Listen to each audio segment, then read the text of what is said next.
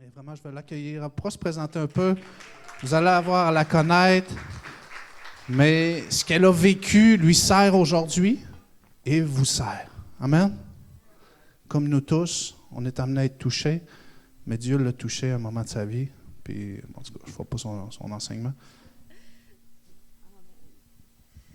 Amen. Merci, Pasteur Nathaël. Wow, je suis tellement bénie d'être ici. Je suis vraiment honorée. Le témoignage de votre pasteur, en tout cas, ça me touche.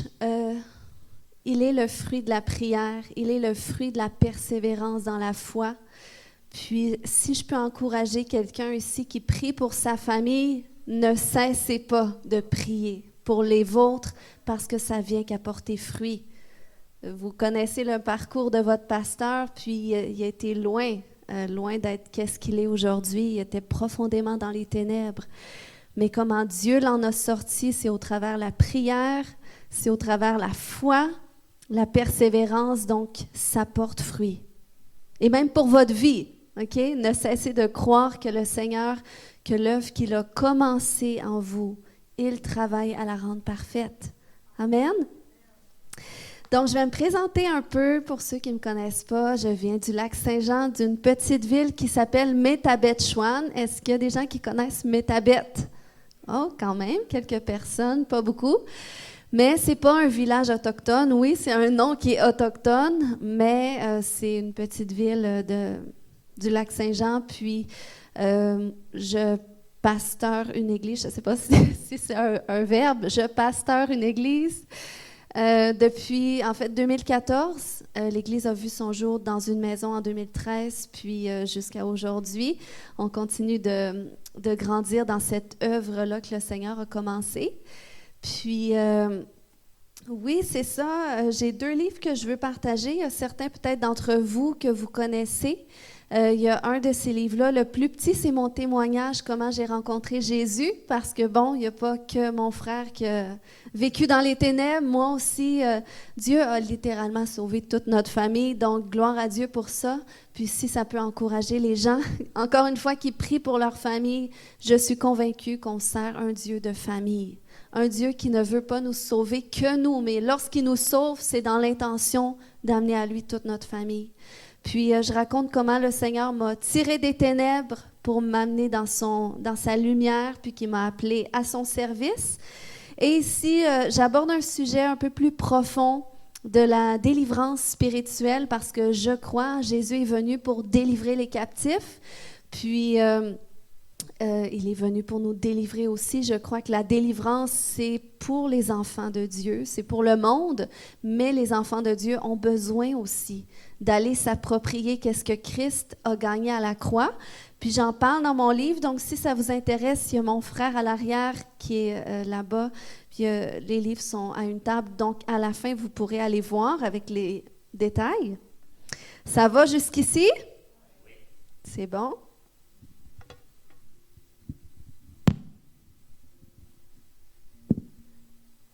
Puis, je suis venue avec mon merveilleux mari. On est mariés depuis 2014, puis je rends grâce à Dieu pour ça. Je suis contente qu'on soit venus en famille. C'est pas toujours possible de se déplacer en famille, mais quand on a l'occasion, on apprécie. Puis, encore une fois, merci pour votre accueil.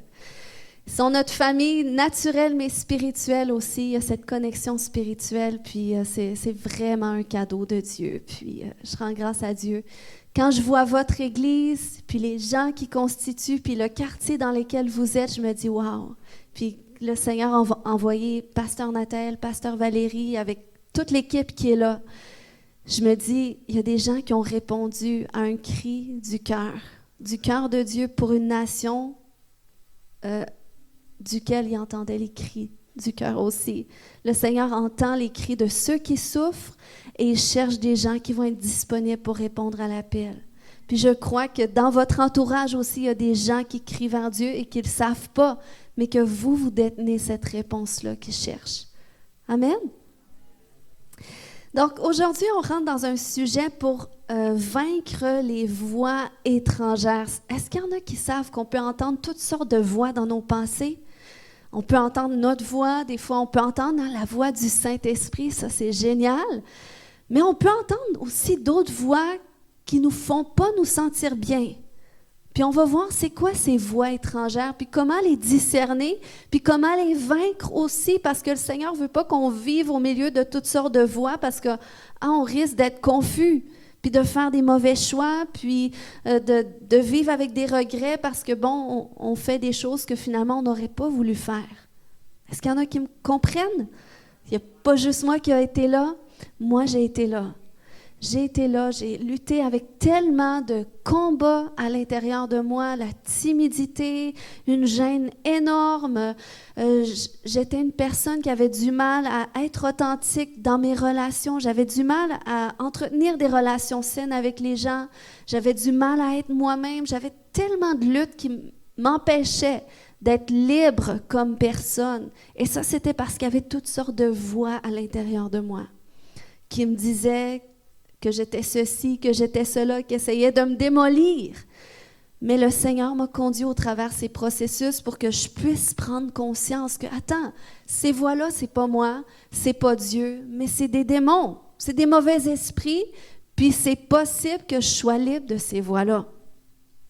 Et si ce matin, c'est votre combat, parce que je crois qu'il y a des gens que le Seigneur veut vous bénir d'une façon particulière.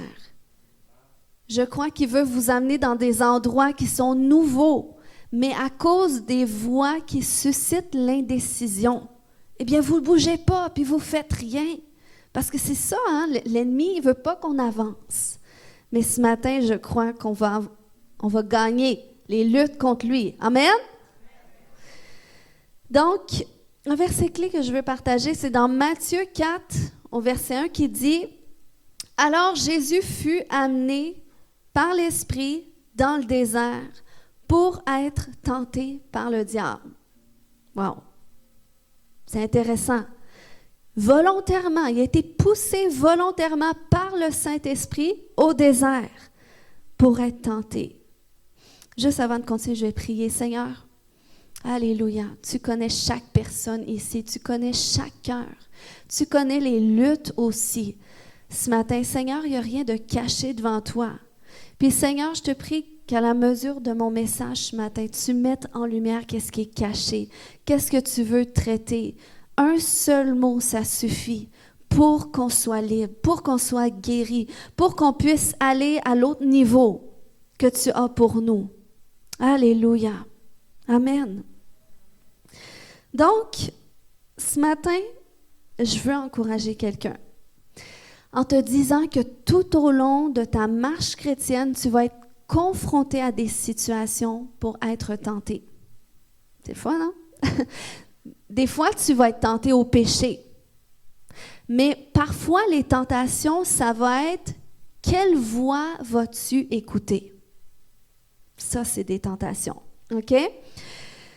Puis, une fois qu'on est sauvé, il n'y a pas seulement la voix du Saint-Esprit, OK, qui tend à nous influencer, mais il y a aussi la voix de d'autres esprits. Et parfois, ces voix-là, ils retentissent à l'extérieur de nous. Et comme Jésus, on parvient à les chasser parce qu'au désert, hein, Jésus, quand il a été tenté par le diable, il a réussi à le vaincre finalement, à vaincre ces tentations-là. Mais il y a d'autres voix qui parfois retentissent de l'intérieur de nous. Et on ne sait pas que ces voix-là, elles sont là, jusqu'au temps qu'on soit confronté à certains types de situations. OK? Comme par exemple, il y a des gens qui, à toutes les fois qui commencent quelque chose de nouveau, que ce soit un emploi, que ce soit une église, que ce soit un cours, un programme, à toutes les fois qu'ils ont dit leur oui, qui commencent le premier jour, ben, il y a quelque chose qui se produit pour leur donner le goût d'abandonner. Est-ce qu'il y en a qui ont déjà été là? Et ça, c'est des luttes intérieures, c'est des voix à l'intérieur. C'est pas le Saint-Esprit nécessairement qui te disait hier, va dans cette direction-là, puis le lendemain, tout d'un coup, il te dit de changer de direction. On va voir ce matin comment est-ce qu'on discerne ça finalement. OK? Puis le Seigneur, il va permettre qu'on soit confronté à des situations comme ça, puis on n'aime pas ça, parce que c'est inconfortable, mais c'est nécessaire, parce que c'est ce qui nous permet de pouvoir cheminer. OK? Moi, il a fallu que je sois mariée avec mon chéri pour découvrir que je luttais avec des voix qui combattaient mon engagement dans le mariage. Pourtant, j'avais hâte de me marier, j'étais contente, j'étais prête, mais une fois la bague au doigt, une fois les papiers signés, une fois on déménage ensemble, toutes sortes de voix à l'intérieur de moi qui disent « Qu'est-ce que tu as fait? Est-ce que c'était vraiment le bon choix? » Et là, ces luttes d'insécurité.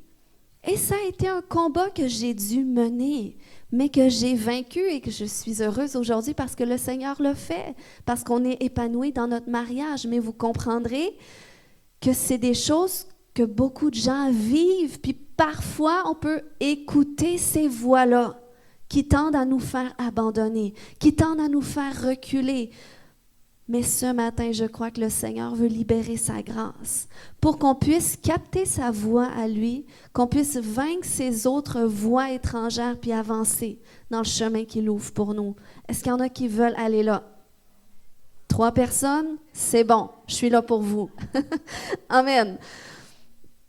Donc, encore une fois, quand les voix sont étrangères à l'extérieur de nous, eh bien, dépendamment de notre niveau de maturité spirituelle, on a besoin de grandir spirituellement. Eh bien, on va parvenir à les discerner parfois puis les chasser, hein? Comme quand Jésus a dit à Pierre, tout de suite après lui avoir dit « Wow, la révélation que tu as eue, écoute, c'est sur cette révélation-là que je vais bâtir mon Église. » Tout de suite après, Pierre a commencé à dire « Ah, t'as peu, tu ne peux pas être crucifié, Jésus. » Et là, Jésus lui a dit « Arrière de moi, Satan », parce que c'était pas la voix de Dieu qui parlait, mais c'était l'ennemi.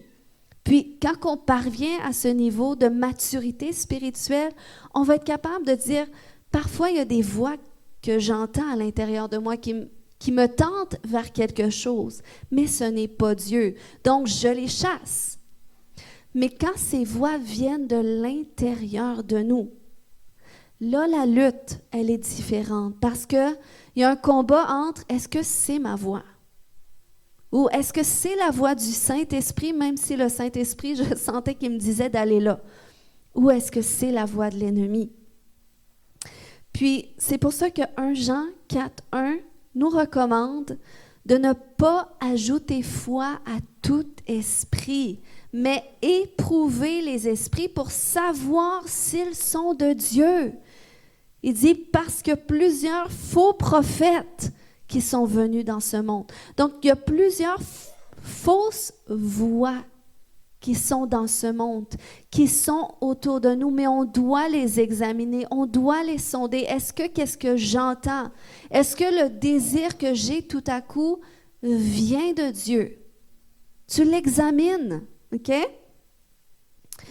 Comment est-ce qu'on peut savoir si c'est le Saint-Esprit ou des mauvais esprits? OK? Une clé que je peux vous donner ce matin par rapport à ça. La Bible dit dans 1 Corinthiens 14:3 que celui qui prophétise, celui qui parle de la part de Dieu, dans le fond, la voix du Saint-Esprit édifie, exhorte, console.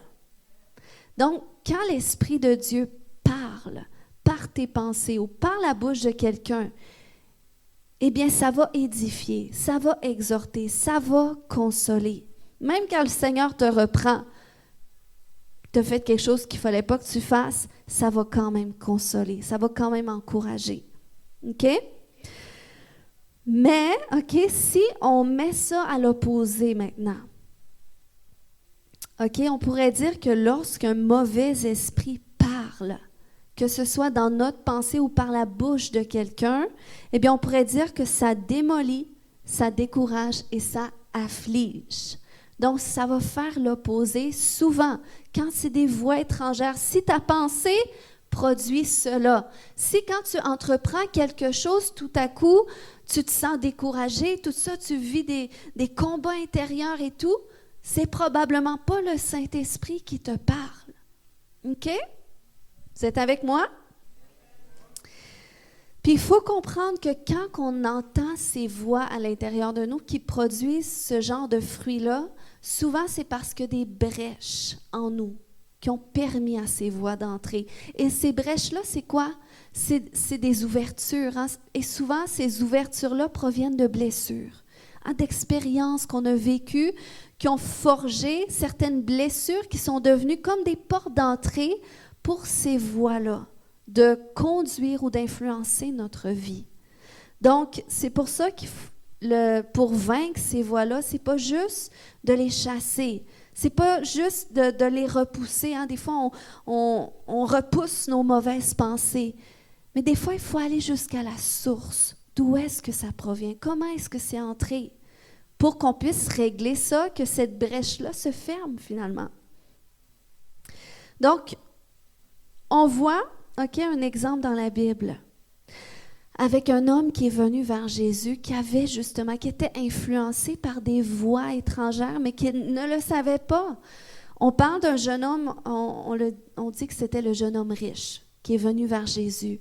Et cet homme-là, quand il est venu vers Jésus, il avait des bonnes intentions, il était zélé, il était même sûr de lui. Hein? Il arrive vers Jésus et dit, « Hey, bon maître, il dit, je fais tout ce que je dois faire pour être juste devant Dieu. Je suis les commandements, tout ça, depuis ma jeunesse, mais il me semble qu'il me manque quelque chose. » Et là, Jésus lui donne raison. Il dit, « c'est vrai, je vois qu'il te manque quelque chose. » Il dit, « C'est toute la richesse que tu as. » Il dit, « Prends-la, vends-la, puis donne le profit aux pauvres. Puis viens et suis-moi, puis tu vas avoir un trésor dans le ciel. » Et là, à ce moment-là, c'est ça, le cœur de cet homme, il a été bouleversé. La Bible nous dit qu'il est reparti tout triste. Finalement, lui qui était prêt à suivre Jésus, il était prêt du moins à mettre des choses en place dans sa vie pour pouvoir accéder à la vie de Dieu.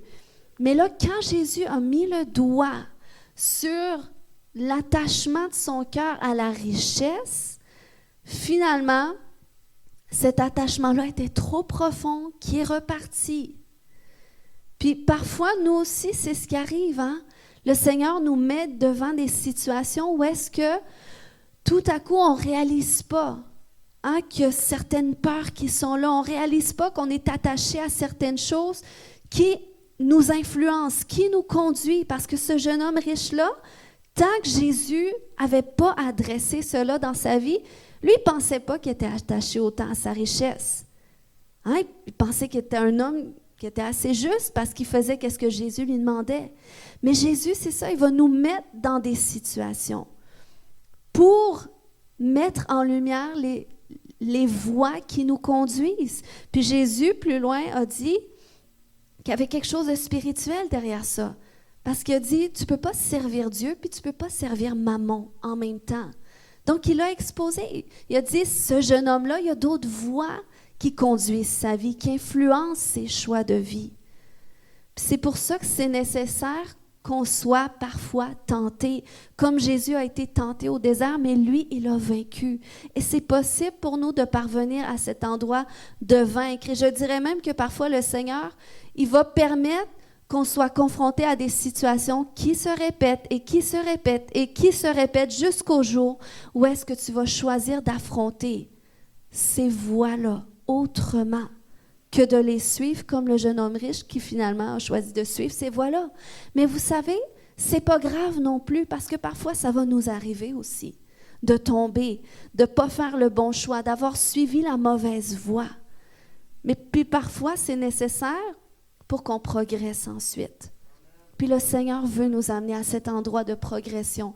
Donc j'aimerais dire à tous ce matin qu'il n'y a pas de condamnation pour toi et pour moi, parce que Jésus a tout vaincu pour qu'on puisse vaincre nous aussi. Il a tracé le chemin pour nous, puis il veut nous prendre par la main, nous montrer comment. Lorsque tout en nous a le goût d'abandonner, lorsque tout en nous a le goût de retourner en arrière, comme le jeune homme riche. Jésus, par la suite, a dit, c'est impossible. Parce que là, les disciples disaient, ouais, mais parce que Jésus a dit, c'est plus facile pour un chameau de rentrer dans le trou d'une aiguille qu'un riche de rentrer dans le royaume des cieux. Et là, les disciples ont dit, mais c'est compliqué. Finalement, c'est qui peut être sauvé? Mais Jésus a dit, c'est impossible à l'homme. Et j'aimerais te dire ce matin, c'est impossible de changer. Mais c'est possible à Dieu de nous changer, de nous aider à changer. OK? C'est l'œuvre que Christ a accomplie pour nous. Donc, comment vaincre ces voix étrangères qui retiennent notre progression? Premier point ce matin, tu as besoin de pratiquer l'écoute de la voix de Dieu. Avant que je rencontre Jésus, je ne savais pas que ma vie était conduite par toutes sortes de voix étrangères. Mais c'est à partir du moment que j'ai rencontré Jésus et que j'ai commencé à entendre sa voix que j'ai commencé à faire une distinction entre les autres voix et le fruit qu'elle porte et sa voix. Et ça, on doit le cultiver, d'être à l'écoute de la voix de Dieu. Parce que tu ne peux pas passer ta vie avec toutes sortes de voix dans tes pensées. Parce que tu risques d'être confus. Puis c'est ce qui s'est produit avec une certaine église dans la parole de Dieu, l'église de Laodicée.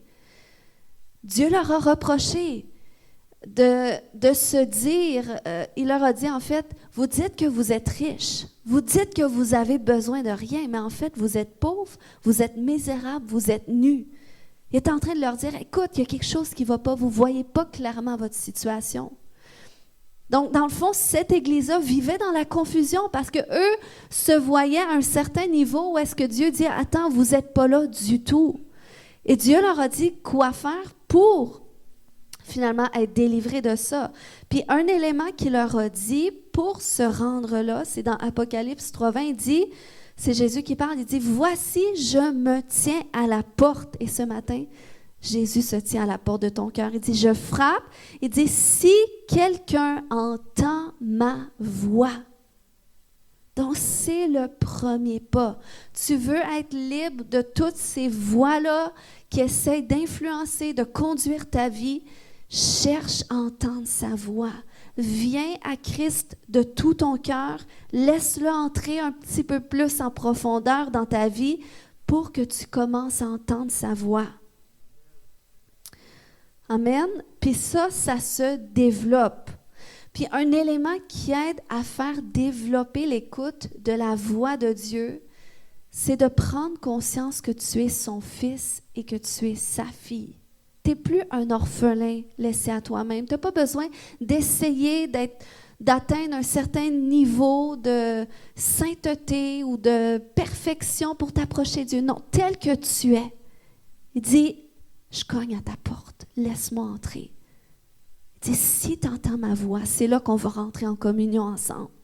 Puis ça, tu dois le désirer, puis c'est un endroit de réaliser que tu es un enfant de Dieu. Parce qu'à tous ceux qui croient en son nom, il a donné le pouvoir de devenir un enfant de Dieu.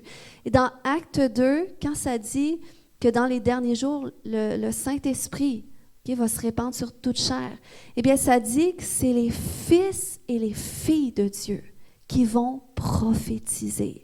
Donc, qui vont entendre la voix de Dieu et qui vont pouvoir aussi parler de la part de Dieu. Donc, qui vont pouvoir être une voix de Dieu.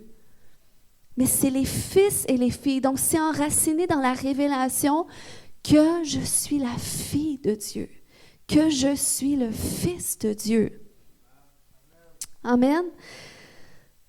Quand Jésus a été poussé par le Saint-Esprit au désert, et qu'il a été tenté, je crois que ce n'est pas pour rien que c'est arrivé tout de suite après qu'il ait vécu une affirmation publique de qui il est. Parce que la Bible dit qu'il a passé par les eaux du baptême et que le ciel s'est ouvert et qu'il y a une voix qui s'est fait entendre. C'est Dieu qui a parlé. Il a dit, voici mon fils, bien-aimé, en qui j'ai mis toute mon affection. Est-ce que tu peux le dire à ton voisin ce matin? Parce que c'est ce qu'il dit pour toi. Voici mon fils, bien-aimé, en qui j'ai mis toute mon affection. Est-ce qu'on peut être la voix de Dieu pour quelqu'un ce matin? Dis à ton voisin, voici mon fils, voici ma fille bien-aimée, en qui j'ai mis toute mon affection. Ensuite, Jésus savait qui il était pleinement. Donc, c'est ce qui a fait en sorte qu'il a réussi à vaincre aussi ces voix-là qui sont venues.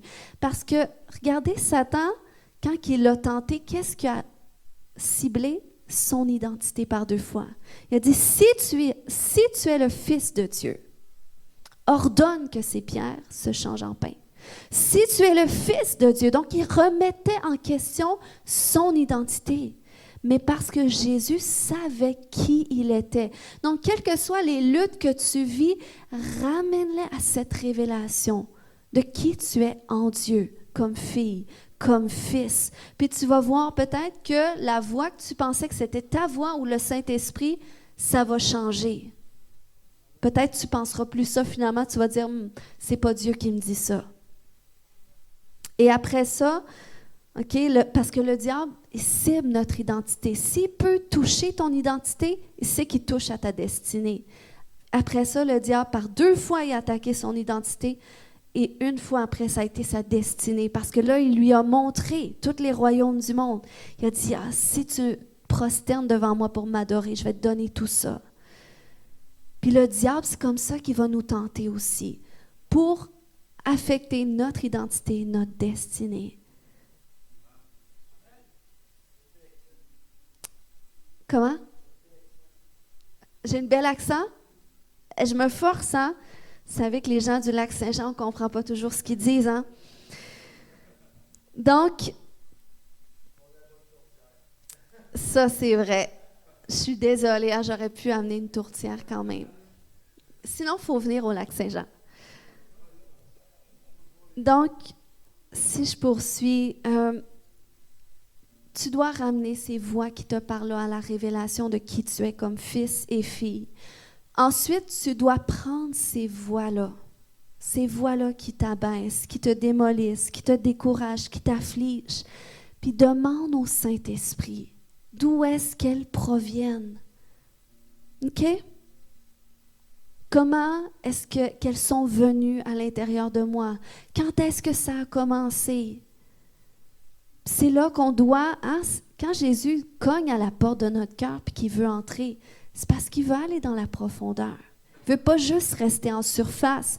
Puis nos pensées, souvent, c'est ce qui est en surface. Mais va en profondeur. Va voir avec Dieu. Mais pourquoi toutes les fois que je commence quelque chose de nouveau, j'ai le goût d'abandonner? Comment est-ce que ça a commencé?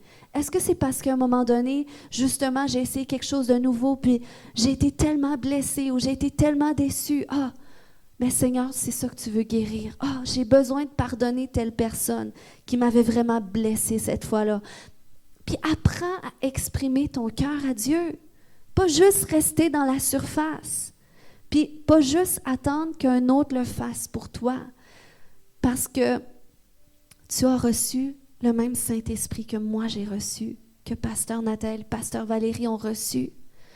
Tu as aussi cette capacité de faire ce travail intérieur. Ma lutte avec l'engagement dans mon mariage, ça n'avait rien à voir avec mon mari. Il est extraordinaire. Mais c'était tout en lien avec les blessures de rejet que j'avais, les blessures reliées à l'abandon.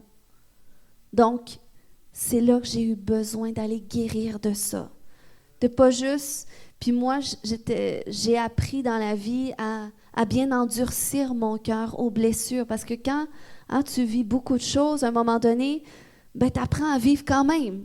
Ça ne peut pas t'empêcher de vivre nécessairement. Mais quand tu rencontres le Seigneur, Dieu dit, OK, maintenant ce que tu as appris à vivre avec, il faut que j'aille le transformer. Il faut que j'aille le changer parce que ça t'empêche d'aller là où est-ce que je veux t'emmener. Donc, c'est pour ça qu'il faut laisser le Seigneur nous amener dans notre passé pour qu'on puisse mieux bâtir l'avenir. Parce qu'il y en a qui passent leur vie logés dans leur passé. Est-ce qu'il y en a qui veulent être là ce matin? Peut-être. Vous ne répondez pas. Je ne suis pas encouragée. On va prier. Amen. Donc, troisièmement, OK? Donc, j'avais dit, premièrement, tu as besoin de pratiquer l'écoute de la voix de Dieu. Après ça, tu dois confronter les voix étrangères qui t'habitent. OK? C'était ça mon point. Je n'ai pas dit, je l'ai expliqué, mais c'était ça mon point. Le troisième point, c'est que tu dois faire violence à ces voix-là, si tu veux les vaincre, ces voix-là, qui essayent de te limiter, qui essayent d'empêcher de t'avancer, il va falloir que tu te positionnes dans le revers de leur mission. OK? Ça veut dire ces voix-là qui disent de t'arrêter. Ben, il va falloir que tu te mettes en marche. Il va falloir que tu fasses l'opposé. C'est comme Jésus, à un moment donné, qui était devant un moment profond de tentation de vouloir tout abandonner. OK, ben, d'une certaine façon. C'est avant qu'il soit livré. On se souvient, il était dans une agonie profonde, dans une angoisse profonde. Et par 3 fois, la Bible nous dit que prier, Père, si tu peux, éloigne cette coupe de moi. Par 3 fois, puis il enseignait tellement que c'était intense, l'angoisse. Mais qu'est-ce qu'il a fait? C'est au revers de ça. Il a dit, non pas ma volonté, mais ta volonté. Donc, il s'est positionné quand même. Il aurait pu écouter ces voix-là, mais bon, ça n'aurait pas pu arriver parce que c'est le Fils de Dieu. Peut-être que, probablement que nous, on n'aurait pas été capable. Mais Jésus a tracé le chemin pour nous. C'est comme quand le Seigneur m'a amené à vaincre ces voix-là qui combattaient mon engagement. Vous savez, le plus difficile, ce n'est pas nécessairement ce que tu fais dans la prière, mais c'est ce que tu fais ensuite pour te positionner, pour que ça change. Donc, si j'avais des luttes dans mon engagement, c'est qu'à un moment donné, j'ai dû prendre une décision de dire, écoute, je vais m'engager jusqu'à y laisser ma vie. Il fallait que ce soit drastique comme ça, parce que si je me gardais des réserves de dire, mais je ne veux pas m'engager tout, je ne veux pas me donner en entier au cas où je suis blessée, c'est ça qui donne accès à l'ennemi. Mais quand tu te positionnes pour dire, écoute, je vais tout y laisser, je vais tout donner, je vais avancer dans cette direction-là, même si tout en moi aurait le goût d'aller derrière. On ne peut pas passer notre vie à jouer au yo-yo. À un moment donné, il faut prendre une décision. Il faut se mettre en action au risque de tomber. Ça demande un risque de te positionner contre ces voix qui veulent te tirer vers le bas. Amen? Mais tu dois être prêt à prendre ce risque-là, de dire, écoute, si je tombe, ben je tomberai, mais le Seigneur va être avec moi, je ne serai pas seule. Amen. Le Seigneur, il veut vous délivrer ce matin de l'indécision. Il y a des gens ici, vous vivez dans une sorte de néant où est-ce que les choses ne bougent pas. Parce que le Seigneur dit, je ne peux pas me positionner à ta place. Il dit, toi, tu dois prendre la décision. Soit tu y vas puis tu avances, ou soit tu y vas pas puis tu restes sur place. Mais si tu ne savais pas, c'est que ça paralyse d'autres choses autour de toi. Si toi, tu n'acceptes pas de te mettre en marche, de dire, écoute, je veux faire les choses différemment. Avant, j'avais tendance à abandonner, mais là, je vais vraiment m'engager. Avant, j'avais tendance à procrastiner, mais là, je vais être proactif. Avant, j'avais tendance à douter, tout le temps remettre tout en question, mais là, je vais choisir de croire jusqu'au bout. Tu dois prendre une décision. Tu dois te positionner, puis ça, Dieu ne peut pas le faire à ta place. On veut envoyer Dieu. Dieu dit, je suis avec toi déjà. Donc, toi, positionne-toi. Alors, ces voix-là, si tu veux les vaincre ce matin, déjà, il faut que la voix de ton berger, il faut qu'elle soit rétablie dans ta vie. Il faut que tu viennes à cette place de dire, Seigneur, je veux que tu sois mon berger. Je veux que tu sois celui qui conduit ma vie. Puis après ça, quand tu dis ça, tu dis, OK, ben Seigneur, on va aller en profondeur. Ces voix-là qui m'influencent dans des choses qui ne sont pas de toi. Je veux aller voir d'où est-ce qu'elles proviennent. Je veux les traiter avec toi. Je veux guérir de mes blessures. Je veux délivrer. Parce que tu ne peux pas juste, si tu veux avoir autorité sur ces voix, si tu veux chasser ces voix-là, il y a des gens qui passent par des temps de délivrance, du ministère de délivrance, mais ils ne cherchent pas justement à fermer ces brèches-là dans leur cœur. Ça ne donne rien, parce que ces voix-là vont toujours revenir, parce que cet accès-là est ouvert. Donc, ferme les accès. Cherche à être guéri, à être restauré, et c'est là que tu vas commencer à progresser, à avancer, à aller là où est-ce que Dieu veut t'emmener, à vivre des témoignages de sa bonté. Amen. Alléluia. Ce matin, on va prier. Si, Johnny, tu peux venir au piano, s'il te plaît. Alléluia. Seigneur, je te remercie pour ta présence qui est au milieu de nous. Merci, Saint-Esprit. Tu connais chaque personne. Est-ce que tu sais qu'il te connaît? Il te connaît. Alléluia. Et tes luttes et tes combats, le Seigneur, il n'est pas dérangé par ça, dans le sens que ça ne fait pas qu'il est plus loin de toi, ou ça ne change pas le regard qu'il a sur toi. Parce que c'est alors que tu étais pris dans ton péché, dans tes péchés, c'est là qu'il t'a choisi. Parce qu'il voit son potentiel qu'il a mis en toi. Est-ce que des gens qui n'ont jamais fait de Jésus leur Seigneur et leur Sauveur personnel, en faisant une prière pour dire à Dieu, Seigneur, je veux te donner ma vie. Si vous n'avez jamais fait une telle prière, levez la main. Je vois une main. Je vois cette autre main. Je vois cette autre main. C'est ça, ça prend toujours un. Vous voyez l'influence qu'on a sur les gens. Ça, c'est comme quand tu commences à vivre des guérisons. Tu traces le chemin pour d'autres après toi, pour être guéri. Quand tu commences à être délivré, tu traces le chemin pour les autres après d'être délivré. Ce matin, je vais vous demander de vous lever. Et ceux qui ont levé leurs mains pour faire de Jésus leur Seigneur, leur Sauveur, venez devant, tracez le chemin encore pour que les autres sortent de leur zone de confort.